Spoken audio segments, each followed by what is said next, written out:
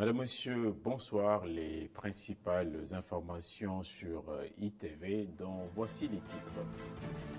L'application WhatsApp ne peut être cédée gratuitement. L'Agence de régulation des télécommunications et des postes a freiné l'opérateur Free dans ses velléités et son offensive envers ses clients. C'est une mesure de justice et d'équité selon un expert des télécommunications. L'explosion du diabète dans le monde et au Sénégal, chez nous, le taux de prévalence est à 3,4% selon une étude de 2015. La région de Saint-Louis est très touchée par la pathologie. Des séances de dépistage ont été organisées aujourd'hui, ça et là. Football, au lendemain de Sénégal-Congo, Ismaël Sarr et Beignan ont déclaré forfait. Ils sont tous deux blessés. Le premier à la cheville droite avec une entorse, le second aux ischio-jambiers. Miss Sénégal pourrait ne pas se rendre en Grande-Bretagne pour représenter le Sénégal à Miss Univers. La crise et le manque de moyens sont passés par là. Le développement de tous ces titres dans un petit instant.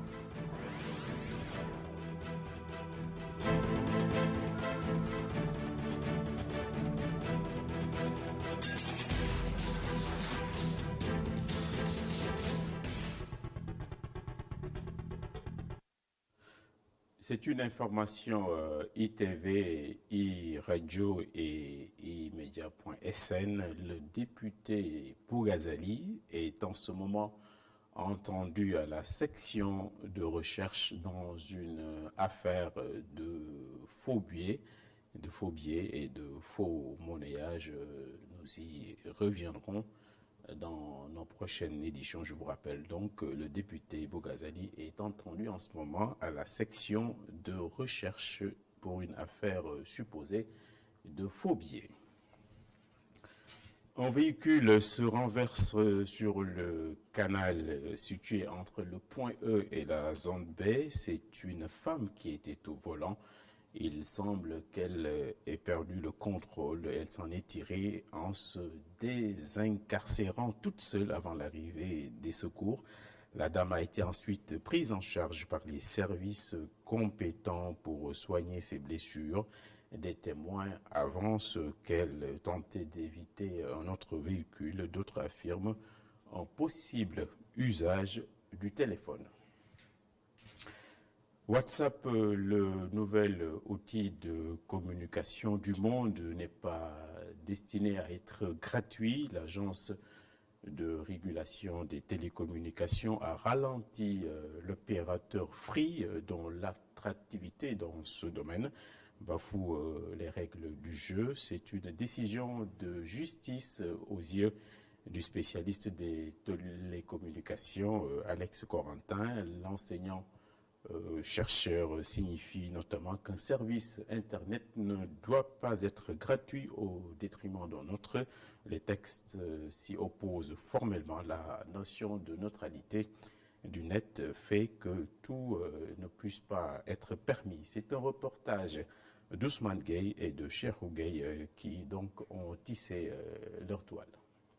Free n'a plus la liberté d'offrir gratuitement WhatsApp à ses utilisateurs. La RTP lui a déjà notifié formellement la mesure, une mesure qu'appuie Alex Corentin. Au vu de la décision de la RTP en sa lecture, en fait, la gratuité de ce service WhatsApp offert par l'opérateur fait qu'on déroge au principe de la neutralité du net. La neutralité du net veut dire que quand on a accès à Internet, on a accès à l'intégralité des services du net. L'enseignant-chercheur à l'école polytechnique de Dakar, considéré comme l'ancêtre d'Internet au Sénégal et un des rédacteurs du Code des télécoms de 2011, tient beaucoup à la neutralité du net pour ses vertus. Je crois que c'est un principe qui a été extrêmement défendu par toutes les sociétés de la société civile, par toutes les organisations internationales, surtout la commission, du moins la communauté technique. C'est que dès qu'on a accès à Internet, on ne peut pas dire de manière spécifique que tel service est interdit. Par exemple, ça a été le cas, si vous vous rappelez, dans quelques années, quand on a voulu arrêter Viber. Les opérateurs ont voulu limiter Viber comme étant un outil, un OTT qui était concurrentiel aux appels téléphoniques. Mais de par le principe de la neutralité du net, on ne peut pas empêcher un service Internet qui est offert, l'utilisation d'un service Internet qui est offert. Cette neutralité du net dit que donc, tout ce qui est, quand on a accès à Internet, on a accès à tous les services qui sont liés à Internet. C'est ça le principe. Alors, accéder de manière sans avoir activé un forfait Internet à un service Internet peut être perçu comme étant en fait la limitation de tous les autres services. C'est comme si on avait accès à Internet, mais qu'on a limité tous les autres services. Et le principe de la neutralité s'oppose à cette lecture. Merci beaucoup, professeur, aux yeux donc de notre spécialiste des télécoms, enseignant-chercheur à l'École supérieure polytechnique de Dakar. Au regard de la décision rendue par la RTP, on peut espérer, bien sûr, que la guerre des prix qui a démarré entre l'ancien Tigo, autrement dit Free, Orange et Expresso, c'est une guerre des prix qui va continuer de plus belle au Sénégal. On a aussi beaucoup communiqué sur la maladie. Aujourd'hui, c'est l'une des plus inquiétantes au monde, le diabète, dont on célèbre la journée ce jeudi afin d'en arrêter la progression. Cette année, on parle de diabète et de famille en même temps, mais il ne faut pas se faire d'illusions. Si on ne change pas de mode de vie, les tendances ne vont pas s'inverser. Dans la banlieue, l'hôpital de Pikine a lancé une journée de dépistage gracieux et a consacré un temps pour la sensibilisation. C'est un reportage sur place de Boudal Ndiaye. Le diabète prend une proportion inquiétante au Sénégal. Cette pathologie est due à une hyperglycémie clinique qui peut évoluer vers des complications. Le dépistage précoce est la meilleure solution. Il s'agissait de faire un dépistage du diabète et des facteurs risques cardiovasculaires associés. Et, l'initiative de la direction de l'administration de l'hôpital, c'était en vue des populations, pour ceux qui sont déjà diabétiques, qu'on puisse déjà faire le point, ceux qui ne le sont pas, voir s'il y a le risque ou s'il y a un statut méconnu. Mais comme on l'a dit tantôt, quand il y a le diabète, il y a à côté l'hypertension artérielle, il y a peut-être le surpoids et l'obésité, il y a l'hypercholestérolémie. Et il s'agissait de faire le point pour chacun des patients qui a bien voulu se présenter ici sur cela. Mais à côté, il y a surtout la sensibilisation et l'éducation pour aider l'individu à avoir des réponses à ses questionnements quotidiens par rapport à cette pathologie qu'est le diabète. Et s'il est déjà diabétique, avoir des orientations sur la façon de mieux se prendre en charge pour préserver ses organes nobles à long terme. Dans le monde, 514 millions de personnes sont atteintes de diabète. Pour les professionnels, un bon régime s'impose. S'il y a une cible pour lutter contre cette maladie, c'est effectivement l'éveil des femmes, qu'ils mettent moins de salé ou de, comment on appelle, des bouillons, qu'ils en mettent moins. D'ailleurs, il faut commencer à répudier les femmes qui mettent des bouillons. Il faut faire moins de gras, ne pas mettre 1 litre par repas. Il faut mettre moins sucré, favoriser les légumes et les fruits autant que possible. Et tout ça, c'est de la cuisine que ça sort. Donc, quand on dit que c'est 4 à 5 grammes de sel par jour, un cube en amène déjà 5 grammes. Vous imaginez bien qu'un individu qui a déjà son repas et qui met 1 ou 2 cubes en plus sur la viande, donc ça c'est des excès, c'est tout à fait nuisible. Et c'est des choses qu'on peut corriger à l'échelle individuelle, à l'échelle du foyer. Et s'il y a des mesures par contre au niveau étatique, c'est de lutter contre les publicités mensongères, pour ne pas dire le mot, et ce tapage. À la place de ces publicités, toutes ces émissions qui promeuvent la consommation de gras, de sucré et de salé, mettre à la place des spots de conseils d'hygiène qui passent en boucle parce que c'est ce qui marque les esprits et permet d'éveiller à long terme les consciences. À l'occasion de cette journée mondiale dédiée au diabète, les professionnels de la santé ont dégagé quelques pistes de solutions face à cette maladie. Ils recommandent une activité physique modérée avec une alimentation adaptée et un bon suivi du traitement. La vie n'est pas un long fleuve tranquille. La région de Saint-Louis est très affectée par les maladies non transmissibles. C'est ce qui justifie la vaste campagne de dépistage initiée notamment par l'association des diabétiques de l'ancienne capitale. Les activités ont eu lieu À côté, à Pâle, plusieurs dizaines de personnes ont été auscultées et prises en charge. La région de Saint-Louis, on vous l'a déjà dit, affiche le taux de prévalence le plus élevé au Sénégal. Le diagnostic de Momar Alisnia est à l'EDIAM. Dans un souci de décentralisation, l'Association des diabétiques de Saint-Louis a choisi Pâle, localité située à 30 km de la capitale du Nord, pour y mener une vaste campagne de dépistage et de consultation gratuite. Au total, plus de 200 personnes ont été dépistées et consultées. Une situation vivement saluée par les autorités sanitaires de la localité. On est content parce qu'on a pu faire ce qu'on voulait faire. On a fait de la médecine, on a fait de la pratique, on a pu voir les malades qui ont eu des diabètes équilibrés, oui, mais décompensés également, et qu'on a eu à hospitaliser dans le centre de santé, et que les agents du centre de santé ont bien pu gérer. Et donc ça également, c'est à dire. Donc nous remercions également l'association des diabétiques de Saint-Louis pour cette initiative, et nous pensons que ça va aller de loin.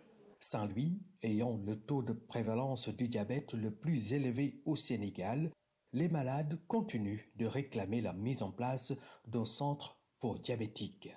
Parce que nous ne pouvons pas comprendre jusqu'à ce jour d'autres localités qui ont enregistré une prévalence de 3,4 puissent avoir leur centre de diabète.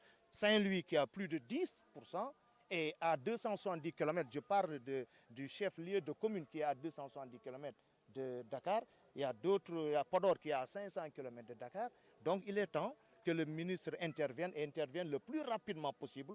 Dans son programme de sensibilisation et de vulgarisation de la maladie, l'Association des diabétiques de Saint-Louis compte également dans les prochains jours organiser une conférence et une marche de sensibilisation à travers les rues de la capitale du Nord.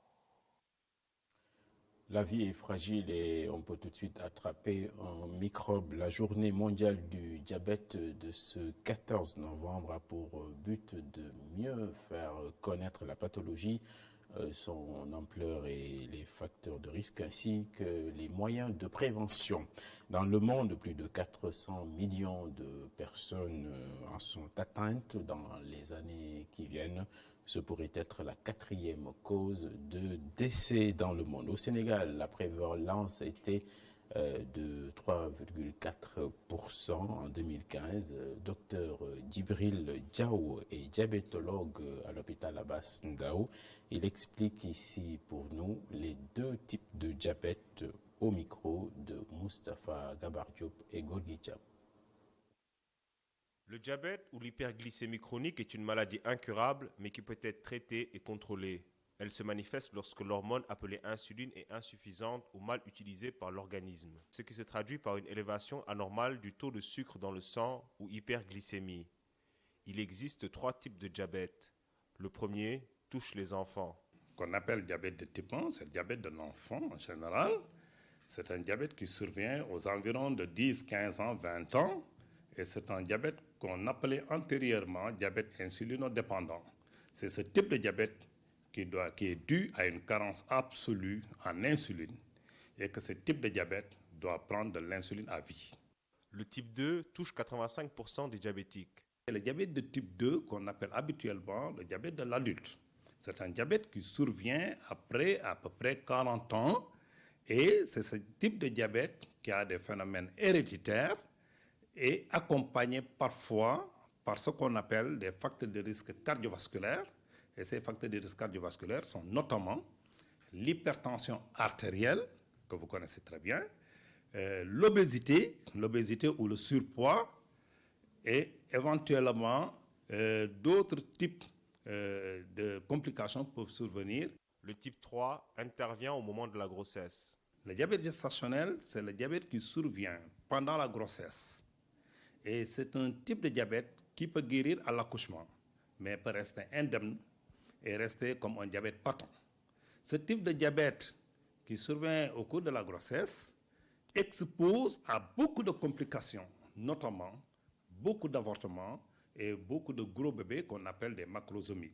C'est la raison pour laquelle le personnel de santé, notamment les sages-femmes, font le dépistage de ce type de diabète chez toutes les femmes qui sont en grossesse. Selon le docteur Djibril Sow, tout individu doit se faire dépister régulièrement pour connaître le taux de sucre dans son sang, car le diabète de type 2 peut passer inaperçu jusqu'à ce qu'il soit trop tard. À ce stade du journal, nous allons parler d'autre chose. Il faut donner leur chance au secteur privé africain et sénégalais en particulier dans la commande publique. C'est l'objectif affiché de la première assemblée générale du réseau africain de la commande publique. À cet effet, plus de 40 pays se réunissent à Dakar pour trouver la bonne formule et des idées neuves. Mamadou Bipa Sissoko et Seleman Diallo. Plus de 40 pays étaient présents lors de la première Assemblée générale sur la commande publique. La commande publique représente l'ensemble des contrats passés par les acheteurs publics ou privés pour satisfaire leurs besoins. Un des besoins exprimés par le continent africain, les infrastructures. La Banque mondiale estimait il y a 2 ans les besoins du continent africain en matière d'infrastructures à 93 milliards de dollars par an, soit environ 15% du PIB continental. Face à l'importance de tels besoins, près de 100 milliards de dollars par an, il nous faut innover en Afrique dans l'approche et la conduite des politiques publiques en matière de marché public pour aller vite et bien dans la voie de l'efficacité et de la performance. Bien entendu, sans affaiblir le contrôle. L'orientation donnée actuellement au marché public doit pouvoir générer des retombées significatives pour le secteur privé africain. La rencontre est organisée par le réseau africain de la commande publique et l'autorité de régulation des marchés publics du Sénégal, ARMP, en partenariat avec la Banque mondiale et la Banque africaine de développement, principaux investisseurs dans le domaine public sénégalais et africain en général.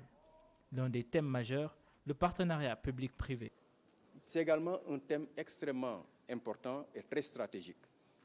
Il est connu de nos jours que nos États n'ont pas forcément suffisamment de ressources pour pouvoir construire leurs projets de développement.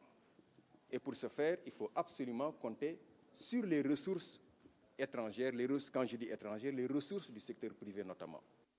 Le premier contributeur dans le domaine de la commande publique reste l'État, mais des réflexions vont être apportées pour mettre en avant la participation des entreprises privées. On ne peut pas développer son secteur privé si la commande publique ne concerne pas d'abord au premier plan le secteur privé national. Donc c'est une problématique qui est posée, qui a souvent été agitée également par le secteur privé, pas seulement au Sénégal, mais au niveau de l'espace africain, et nous nous sommes évertués à aborder cette question. À terme, ces discussions vont permettre d'optimiser les investissements du secteur privé pour tous les besoins liés à la commande publique.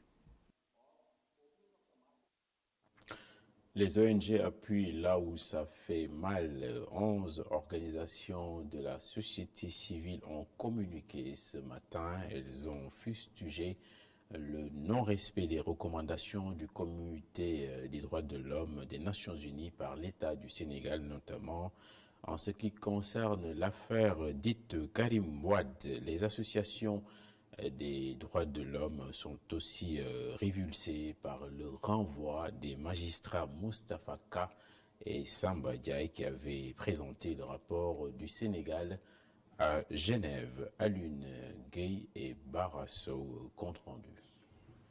17 années de retard devant le comité, plusieurs violations des droits de l'homme. C'est ce que dénoncent ces membres de la société civile.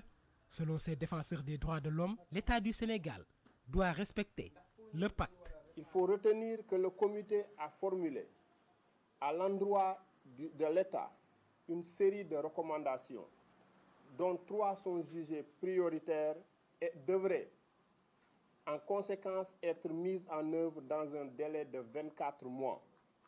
Elles concernent les cas de décès en détention, la situation des réfugiés et demandeurs d'asile, et l'exploitation et la maltraitance des enfants.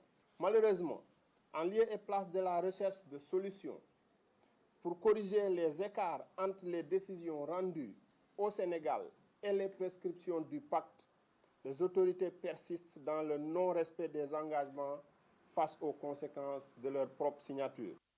Et concernant l'affaire Karim Wade, la société civile s'en tient aux recommandations du pacte.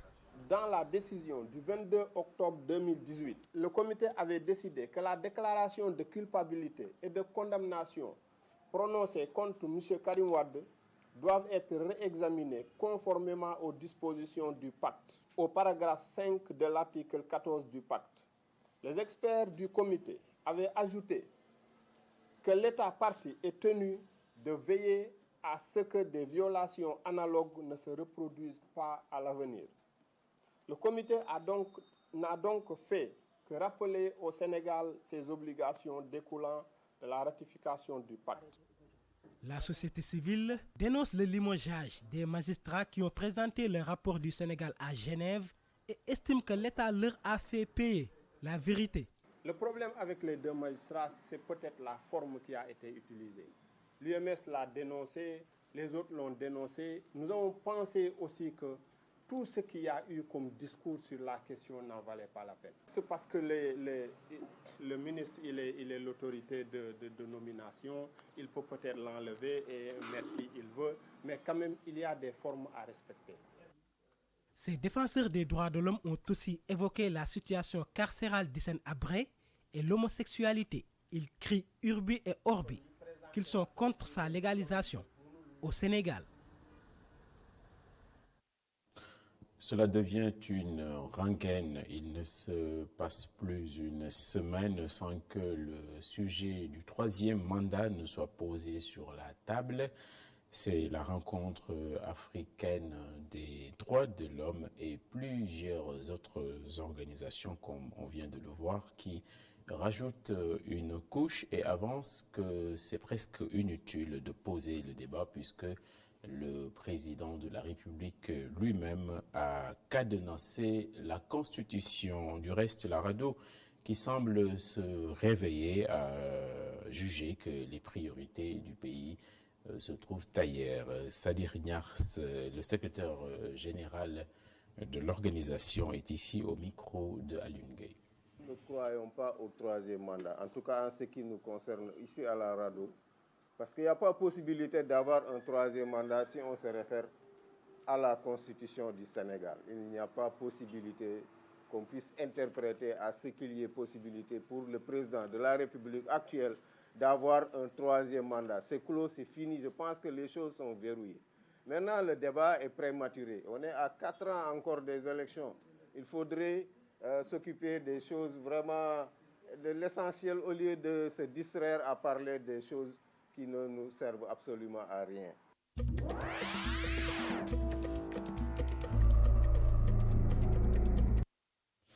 Le monde est immense au-delà de nos murs d'habitation, le tour de l'actualité internationale, commenté ici par Abdurrahman Li. Nous démarrons ce survol de l'actualité internationale en parlant de terrorisme, qui continue de faire des ravages dans le monde, en Afrique en particulier, avec des groupes djihadistes. Et pour lutter contre ce phénomène, il faut beaucoup de moyens et justement, des financements leur avaient été promis, mais des financements sur lesquels ils ne parviennent toujours pas à mettre la main. Ce sont les pays du G5 Sahel que les présidents tchadiens et nigériens ont regretté à l'encontre de la communauté internationale. Pour ces derniers, c'est un manque de solidarité de la dite communauté qui n'a toujours pas levé le petit doigt, selon leurs propres mots, malgré cette oreille attentive qu'elle leur prête. Le G5 Sahel, cadre institutionnel formé en 2014 par la Mauritanie, le Mali, le Niger et le Tchad, commence donc à s'impatienter, si l'on en croit le représentant du Mali, Ibrahim Boubacar Keïta, lors de son passage en France, qui a rappelé à la communauté internationale ses promesses. Nous nous rendons en Tunisie, où des dizaines de Tunisiennes ont manifesté devant le Parlement pour protester contre le harcèlement sexuel. Une manifestation qui s'est faite en marge de la prestation de serment des élus des législatives du mois d'octobre dernier pour dénoncer le député Zouher Makhlouf, avec des images à l'appui en train de commettre des actes sexuels devant un lycée. Le mis en cause a rejeté en bloc toute accusation, donnant comme explication qu'il était en train d'uriner en raison d'un diabète. Les manifestantes scandaient toutes « Le harceleur ne légifère pas » et espèrent que la loi sera dite sur cette affaire malgré que celui pointé du doigt soit un député bénéficiant naturellement de l'immunité parlementaire. Pour rappel, Zouhair Makhlouf avait été déféré le 15 octobre dernier, puis libéré.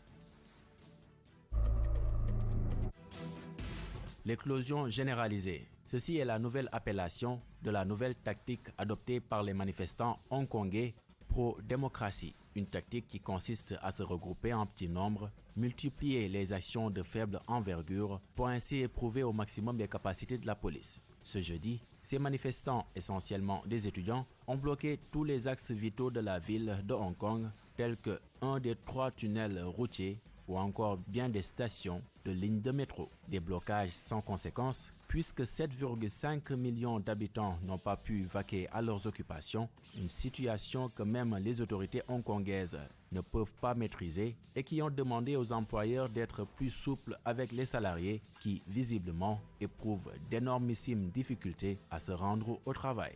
Les chiffres font froid dans le dos. Le 13 novembre dernier, 70 personnes ont été hospitalisées, dont un homme de 70 ans qui tentait de dégager une route et qui en a payé les frais avec une brique à la tête et qui a rendu l'âme il y a quelques heures.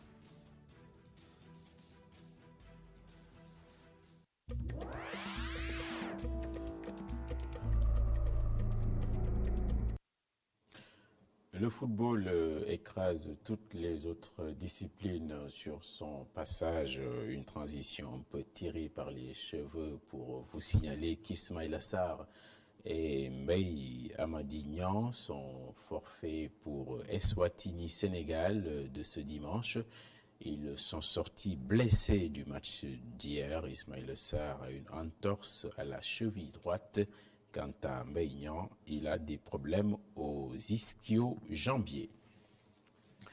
Les réactions après match de Sadio Mané et Crépin Diatta, ils pensent déjà au prochain match dans 72 heures face à Eswatini, l'ancien Swaziland. On les écoute avec nos reporters Malik Tchandoum et les autres. Honnêtement, c'est excellent pour le moral. Après, comme je l'ai dit, en premier mi-temps, on a bien joué. Je crois qu'on s'est créé pas mal d'occasions. Au final, on a marqué 2 buts. Et je crois que, voilà, dans l'ensemble, aujourd'hui, l'essentiel, c'était d'avoir un bon résultat. Et donc, du coup, on l'a fait. Et je crois qu'on est tous satisfaits du contenu aussi du match. Bon, on est content d'avoir gagné ce match. Je pense que l'essentiel a été fait. On a bien entendu le mot d'ordre. On ne devait pas commettre d'erreur. L'essentiel était de prendre les 3 points. Donc on a essayé de le faire. Malgré que ça a été un peu difficile, mais bon, on s'en est sorti. Bon, c'est vrai que c'est difficile, mais bon, on est des professionnels. On joue parfois 3 matchs dans la semaine. Donc je pense qu'on a l'habitude. On va essayer de gérer cela, malgré que ce n'est pas facile. Mais l'essentiel est de continuer à bosser. Le Sénégal a défait le Congo 2-0 hier. Le match joué à Thiès comptait pour les éliminatoires de la CAN 2021 prévue au Cameroun. Alioune Cissé est satisfait du résultat. Son vis-à-vis Valdo Candido a admis la supériorité des Lions. Les coachs ont réagi au micro de Malik Tchandoum. Presque bien abouti, donc surtout en première période. En deuxième période, on a effectivement un peu plus eu du mal parce que l'équipe congolaise est montée très haut sur le terrain. Je pense qu'on aurait dû, à un moment donné, garder un peu plus de justesse technique pour pouvoir sortir les ballons derrière. Mais bon, je crois que je retiendrai surtout la victoire et rentrer dans une compétition par la victoire, rentrer dans les éliminatoires par une victoire, c'est très intéressant pour la suite. Je suis content pour Sidi, je suis content pour Habib, mais je crois que j'ai envie de féliciter l'ensemble de l'équipe du Sénégal. Les 11 qui étaient sur le terrain et puis les 12 remplaçants qui étaient là. Je crois qu'aujourd'hui, il ne faut pas parler seulement que de joueurs individuellement, mais parler surtout de prestations collectives. Aujourd'hui, cette équipe a besoin de ça, a besoin d'avoir un état d'esprit collectivement. Maintenant, c'est vrai que Sidi a marqué, mais je félicite l'ensemble des garçons qui ont participé à cette rencontre-là. Face à l'équipe comme l'équipe du Sénégal, quand même, il faut regarder la réalité en face. L'équipe du Sénégal, mon équipe, l'équipe du Congo. Donc, c'est la victoire du Sénégal méritée. Et nous, il faut que nous continuions à travailler pour essayer de qualifier pour la CAN 2021. La beauté sauvera le monde, mais le Sénégal risque de manquer le prochain concours de Miss Monde qui est prévu à la fin de l'année en Grande-Bretagne. C'est l'indigence des moyens qui pourrait nous en priver. Alberta Diatta, la Miss Sénégal, et le comité d'organisation sont très actifs dans le social et ne manquent surtout pas d'ambition, mais l'appui des autorités est très espéré car c'est un moyen de vendre la destination Sénégal. Cheikh Hassan Fall et Sidignan. Aider et sensibiliser, voilà les missions que s'est assignée la Miss Sénégal 2019. Si sa beauté et son intellect lui ont permis de conquérir la couronne, Alberta veut coûte que coûte être utile à sa société. Moi, j'avais 2 combats à mener. Premièrement, c'était aider les enfants de la rue parce que, selon moi, un enfant n'a pas sa place dans la rue. Un enfant a besoin d'aller à l'école pour étudier et réussir. Aussi, j'ai lutté contre la dépigmentation, que je donne tout le temps des conseils aux jeunes filles pour arrêter la dépigmentation. Pour celle qui doit représenter le Sénégal à l'élection de Miss Monde, aucune étoile n'est assez éloignée pour être décrochée. Oui, ils disent tout le temps que c'est difficile qu'une Africaine remporte Miss Monde, mais moi je ne pense pas que c'est si difficile, hein, parce qu'il suffit juste d'y mettre du chien et d'avancer. Moi, je peux remporter, je ne peux pas dire que je vais remporter, mais je peux remporter Miss Monde si on m'aide. Toutefois, sa participation à cette compétition prévue en Grande-Bretagne en fin d'année risque d'être compromise si les autorités ne l'appuient pas. Le projet est très lourd, donc le budget est lourd, donc on a besoin plus de moyens, plus d'aide pour qu'on puisse finaliser nos activités. Donc je lance un appel aux autorités sénégalaises pour qu'ils nous appuient davantage, surtout côté technique, qu'ils nous appuient techniquement. Oui, parce que notre objectif est de vendre la destination. Nous sommes en train de vendre la destination. Miss Sénégal, c'est un patrimoine national. Le 27 janvier 2018, Alberta Diatta devient Miss Sénégal, l'enfant de Ziguinchor qui symbolise la beauté sénégalaise et dont le règne se termine d'ici peu, attend un appui de l'État pour aller représenter dignement le Sénégal à la plus grande compétition de beauté du monde. Une occasion de vendre nos valeurs et notre culture.